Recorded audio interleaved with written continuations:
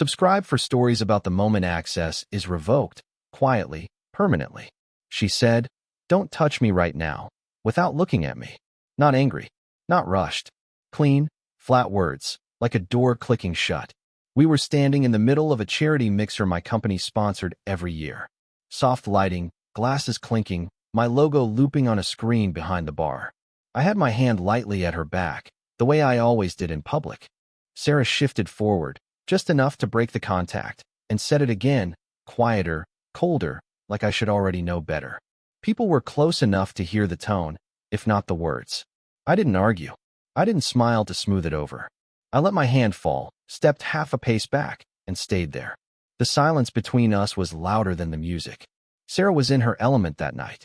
She moved through the room like it belonged to her, laughing too easily, touching arms, fixing jackets, collecting attention the way some people collect air. She was a PR manager. Perception was her currency. Every glance she got fed her. Every introduction mattered. Evan stayed near her. Too near. Evan was my right hand. My partner in everything that kept the company standing.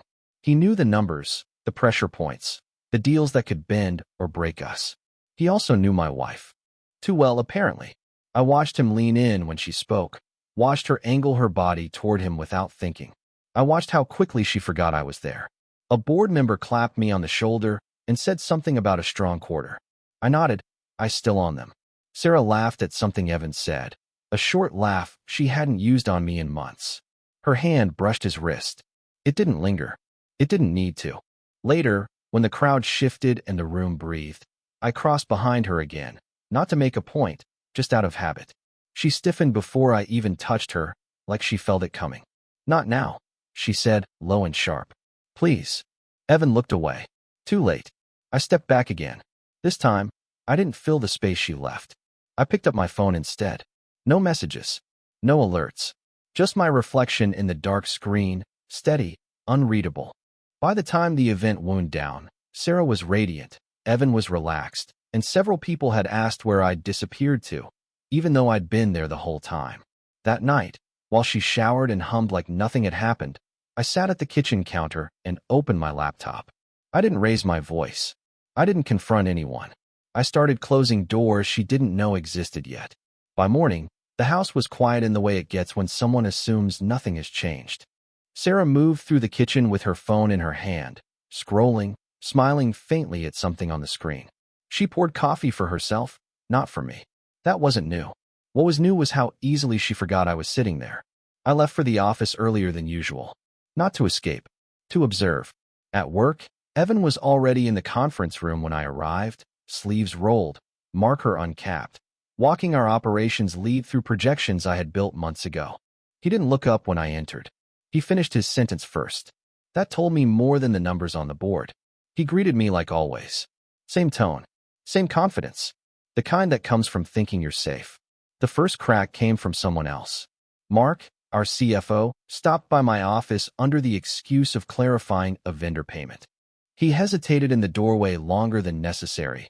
I shifting, then mentioned, almost casually, that Sarah had asked for early access to a draft press announcement tied to a partnership we hadn't finalized. That was odd. She didn't need it yet.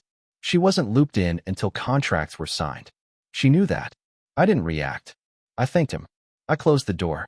Around midday, my phone buzzed with a notification from a shared cloud account. A file had been accessed remotely. Not edited. Viewed. The timestamp lined up with Evan's calendar block marked off-site. Later, while walking past the open plan desks, I caught the way Evan ended a call the second he saw me. He smiled too fast. Asked if everything was good. He didn't wait for the answer. That evening, Sarah was warmer. Too warm. She asked about my day without listening to the response. She touched my arm like she was checking a box. Her phone lit up on the counter. She flipped it face down immediately. I went to shower and left my phone on the dresser. When I came back, it was exactly where I'd left it. Untouched. She didn't need it. She already had what she wanted elsewhere. After she went to bed, I sat in the dark living room and opened my laptop again. I didn't search randomly. I followed patterns. Shared calendars. Overlapping locations. Access logs that told a story without words. A hotel receipt appeared in an expense draft Evan hadn't submitted yet. Wrong city. Wrong date. Same night Sarah had told me she was staying late with a client. I closed the file and shut the laptop. Nothing was confirmed out loud. No confrontation. No scene. But the shape of it was clear now. And once I could see it, I stopped standing where they expected me to be. I didn't rush it. That was the difference. I didn't dig the way angry men dig, tearing through everything at once. I moved like someone reorganizing a system that had grown messy, quiet, methodical, invisible. At the office, I asked IT for a routine audit under the pretext of tightening security before an expansion. No one questioned it. They never do when you sound calm and prepared. Access logs began arriving in my inbox in neat, time-stamped rows. Who opened what? From where? For how long?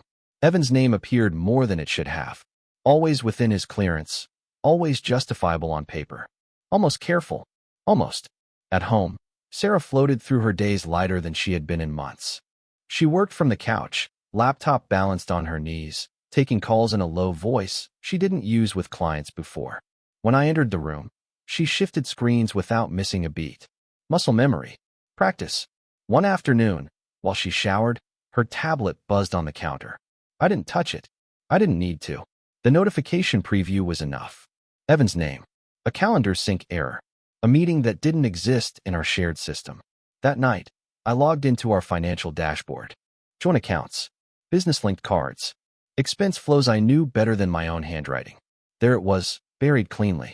Reimbursements split across categories. Hotel stays routed through client entertainment. Travel booked separately, never overlapping on the same invoice. Not sloppy. Coordinated. I pulled archived backups from months back and laid them side by side. Patterns don't lie when you give them room. Their overlap wasn't emotional. It was logistical. Planned around meetings, conferences, trips I had approved myself. In the office garage later that week, I watched them arrive separately and leave within minutes of each other. No touching. No urgency. The kind of restraint that comes from having already crossed the line elsewhere. Sarah asked me that evening if everything was okay. She said it softly, like concern. Her eyes searched my face for something familiar. I gave her nothing. I said I was tired and went to the study. Inside, I changed passwords. Not all of them. Just the ones that mattered. Administrative access. Financial authorizations. Shared folders she'd stopped needing but never lost. The house stayed the same. The company kept running. Dinners were still eaten. Mornings still happened. But underneath it, the map had changed. They were still moving freely. They just didn't know the exits were starting to disappear. I didn't announce anything. I didn't pack bags or change routines in ways that would trigger questions. The disappearance wasn't physical at first. It was structural. That morning, Sarah noticed her work email wasn't syncing. She tried twice, then shrugged it off and left for a meeting. By the time she came back, her access to our shared project drive was gone. Not locked. Removed. Cleanly, like it had never been there. At the office, Evan ran into his first wall before noon. A transfer he approved the night before sat frozen in review. He messaged accounting. They redirected him to me. He stopped by my office with a casual smile that didn't reach his eyes. He asked if something had changed in the approval flow. I told him we were tightening controls. He nodded too quickly and left without pushing. That afternoon, I stepped out of the building and didn't return. I didn't tell anyone where I was going. I drove until the city thinned, checked into a small hotel under my own name, and turned my phone off. Not airplane mode. Off. By evening, the calls started stacking up somewhere I couldn't hear them. Sarah tried messaging first. Short texts. Neutral ones. Then question marks. Then nothing. Evan tried next. One call. Then another. He didn't leave a message. I ate alone in the hotel restaurant and watched the door. Nobody came looking. Back home, the silence worked faster than any argument. Sarah opened her banking app and stared at an error message she didn't understand. The joint card was still there, but her spending limit had quietly dropped. Her subscriptions renewed and then stopped. Access phased out, not cut, like a system decommissioning itself. She called my assistant. Straight to voicemail. She emailed IT. Auto reply. She refreshed. Logged out. Logged back in. Each attempt made the emptiness louder. I turned my phone on briefly later that night, just long enough to see the volume. Missed calls. Notifications. Panic rising in increments. Then I turned it off again. I wasn't hiding. I was absent by design. At the office, Evan spent the next day pretending nothing was wrong. He led meetings, made jokes, reassured people. But his access was shrinking by the hour.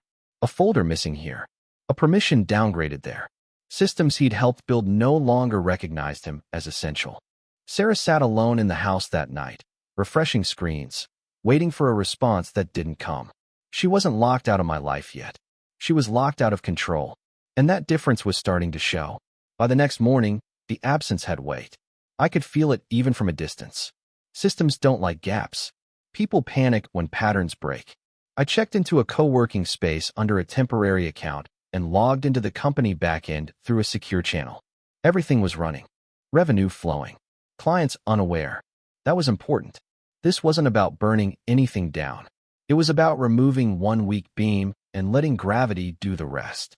Evan's name came up in a compliance alert tied to a vendor audit I'd scheduled weeks earlier and quietly moved forward. Nothing dramatic. Just a request for documentation he'd been responsible for submitting. The problem was that some of it didn't exist in the form it was supposed to. Shortcuts he'd taken. Numbers rounded too cleanly. A structure that only worked if no one ever looked too closely. I forwarded the alert to legal and copied a regulatory liaison we'd worked with before. I didn't add commentary. I didn't need to. Paper trails speak a language authority understands. At home, Sarah tried to stabilize the situation the only way she knew how. She reached out to mutual contacts. Framed it as confusion. Technical issues. Temporary glitches. But when she asked Evan for clarity, he didn't have any to give.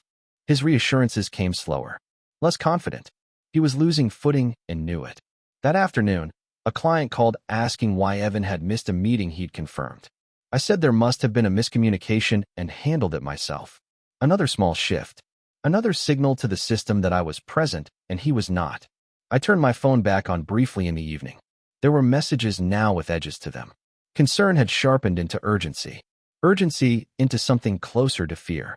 I didn't respond. I sent an out-of-office reply that said I was unavailable for the next few days and left it at that. Evan didn't have that luxury. By nightfall, his access badge failed at a door he'd opened 1,000 times. He laughed it off with security, but the laugh didn't land. He sent an email asking for clarification. It bounced back with a notice directing him to HR. Sarah noticed his name, missing from an internal group chat she followed for work updates. She noticed my side of the closet untouched. She noticed the house no longer felt like a shared space, but a waiting room. None of it came from me directly. That was the point. I didn't attack either of them.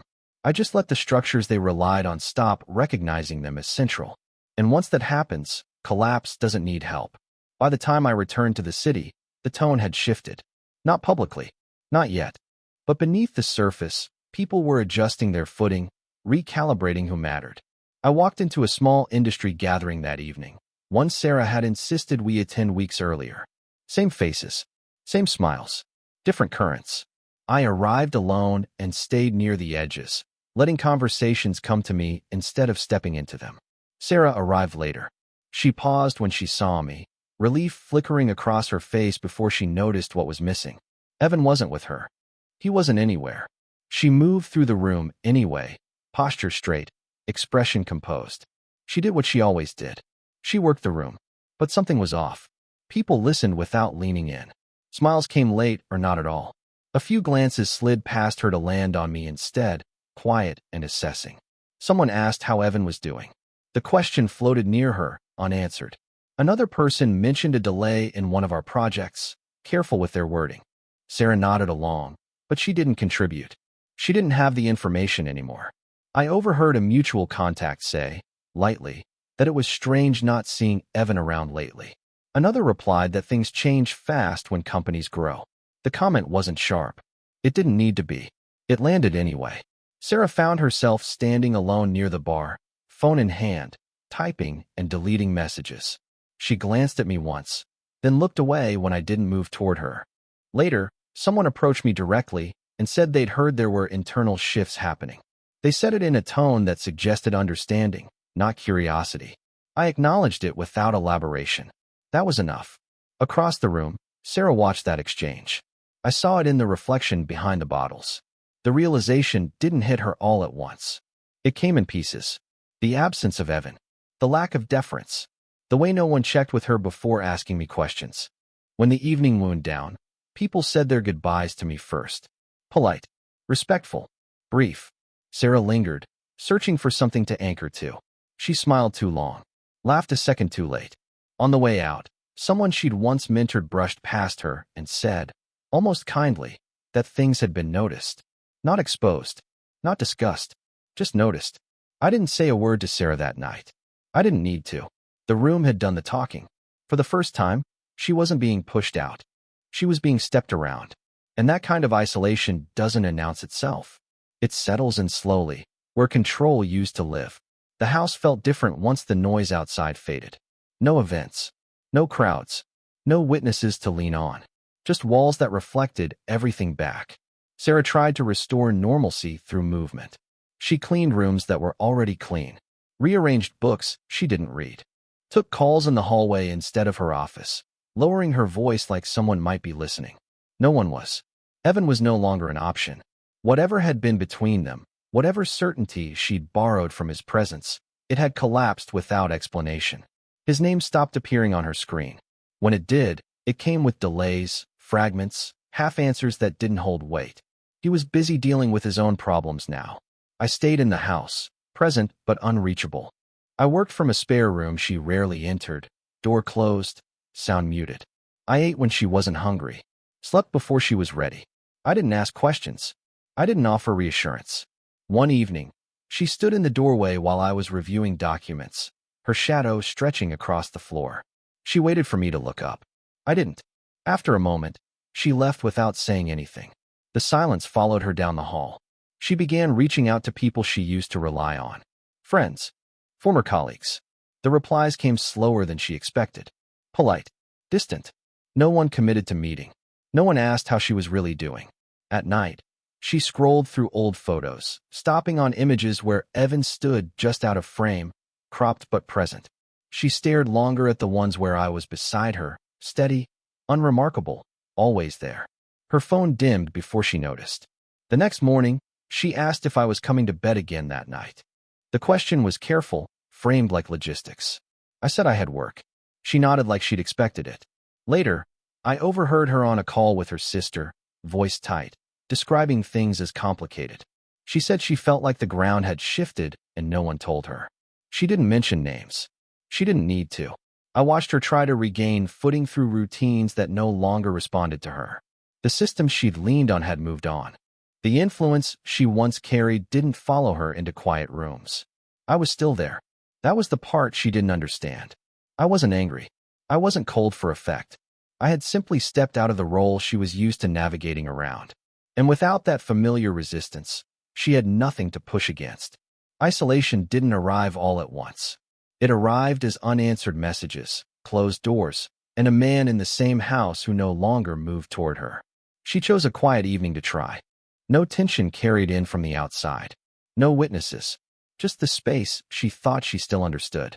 I was in the kitchen, reviewing something on my tablet, when she sat across from me instead of beside me. She didn't touch anything. No glass. No phone. That alone told me this wasn't casual. She started by saying my name. Not sharply. Not softly. Like a test. I looked up then. Not because I felt pulled to, but because the moment required it. She said she felt shut out. She said things had changed without warning. She said she didn't know where she stood anymore. Her voice stayed controlled, but her hands folded and unfolded on the table, over and over, like she was trying to keep them still. She asked if she had done something wrong. I didn't answer right away. I closed the tablet and set it aside. The movement was slow, deliberate. Her eyes followed it. She kept going, filling the silence herself. She said work had been chaotic. That Evan had been under pressure. That people misunderstood dynamics they didn't see up close. She framed it all as noise. External. Temporary. I let her finish. When I spoke, it was brief. I said I hadn't changed anything that didn't already need changing. I said access reflects trust. I said systems adjust when inputs fail. She blinked at that. Not because she didn't understand the words, but because she hadn't expected them. She asked if this was about that night at the event. The way she'd pulled away. The way she'd spoken to me. She said she hadn't meant anything by it.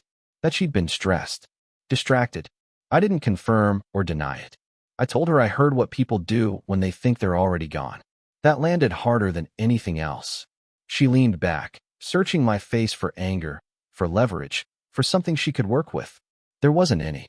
The calm unsettled her more than shouting ever could have. She said she wanted us to talk, to reset, to figure things out together. She said it carefully, like an offer she assumed I'd accept. I stood and rinsed my empty cup. I told her I was already clear on where I stood. She asked where that was. I said I wasn't chasing explanations anymore. I wasn't negotiating access. I wasn't filling gaps created by choices I hadn't made. Her composure cracked then, just slightly. She asked if I was leaving. I said I hadn't disappeared. I had just stopped standing where I wasn't valued. I left the kitchen after that. Not to punish her. To end the attempt. Behind me, the chair stayed where she'd left it. So did the silence. The collapse didn't come with the scene. It arrived in fragments, spaced out enough that no one could point to a single cause. Evan's name surfaced briefly in an industry update, then vanished again. A quiet resignation. No farewell message. No announcement. Just absence. Sarah read it twice on her phone, thumb hovering as if more information might load if she waited long enough. It didn't. Her own work began slipping next. A client she'd counted on went silent. A pitch she was sure would land came back with a neutral rejection that offered no explanation. Invitations slowed, then stopped. She refreshed her inbox more often, her confidence thinning with each empty screen. At home, the house no longer responded to her the way it used to. The systems recognized me. The routines adjusted around my schedule. She moved through spaces that no longer rearranged themselves for her presence. I watched her notice small things she'd ignored before. The way I used to pause my work when she entered a room. The way I'd handled problems she never had to see. Old moments surfaced without warning. Not as comfort, as contrast. One evening, she stood in the doorway of my study again, but this time she didn't speak. She looked around, like someone realizing they'd been a guest longer than they thought. She left quietly. Later that night, she sat alone on the couch, lights off, phone dark in her lap. No scrolling, no typing. Just stillness. That was new. I heard her crying once. Not loudly. Not dramatically. It stopped quickly, like she didn't feel entitled to it anymore. She tried to rebuild control through appearance. New clothes arrived. Hair appointments. Careful posts online that hinted at momentum without proving it. The response was polite. Thin. People noticed effort more than impact. I stayed consistent. Work, sleep, movement. I didn't withdraw from life. I expanded it in directions she wasn't part of. Meetings without her name. Decisions without her input. A future that didn't check for her reaction before moving forward. One night, she asked if I remembered a trip we took years ago, before the company grew, before everything became managed and measured. I said I did. She said she hadn't realized how much weight I'd been carrying back then. How steady everything felt because I was there. I didn't respond. Not because it wasn't true, but because recognition after collapse doesn't restore what was lost. She finally understood that what she'd mistaken for permanence was actually patience. And patience, once exhausted, doesn't announce its departure. It just stops showing up. That was the moment she lost the last thing she thought she still had. Not me. Access. The end didn't arrive as a decision. It arrived as a settled state. By then, Sarah had stopped trying to fix things through motion. No more rearranging. No more strategic smiles. She moved carefully, like someone learning the boundaries of a place they no longer owned. One morning, she asked if we could talk again. Not urgently. Not emotionally. The request itself was quieter now, stripped of expectation. I agreed without changing my schedule. We sat across from each other at the same table where she'd tried weeks earlier. This time, she didn't lead with confusion or explanations. She said she understood now that things hadn't broken suddenly. They'd shifted while she was looking elsewhere. She didn't mention Evan. She didn't need to. His absence had already said everything his presence once promised. She said losing control felt worse than losing affection. She said she hadn't realized how much of her world had been routed through mine until it stopped responding to her. She said that silence had taught her more than any argument could have. I listened. That was the only thing I offered. When she finished, she waited. Not for forgiveness. For direction. I told her I wasn't interested in restoring what had existed before. That version of us was built on assumptions that no longer applied. I told her if anything moved forward, it would be slower, narrower, and based on alignment, not access. She asked if that meant I was staying. I said I was already here, but not in the same role, not with the same reach, not with the same guarantees. She nodded. There was relief in it, but also something heavier. Understanding, finally. Nothing was dramatic after that. No declarations. No promises made in the heat of regret. The house remained shared, but not assumed. The future remained open, but not offered. I didn't reclaim space I'd given up. I didn't explain what came next. I simply continued living the way I had been since the door closed. With structure. With distance. With clarity. Sarah adjusted. Slowly. Carefully. She learned that presence is not the same as permission. That proximity doesn't equal priority. That access, once revoked, is not restored by wanting it back. As for me, I didn't disappear. I stayed exactly where I was. Grounded. Unmoved. Selective. I closed the door to my world not to punish anyone, but to protect what was left inside it. And whatever happens next will happen on terms that don't need to be defended, only respected. What would you have done in my place? If the story hit you, leave a like. And don't forget to subscribe. It only gets stronger from here.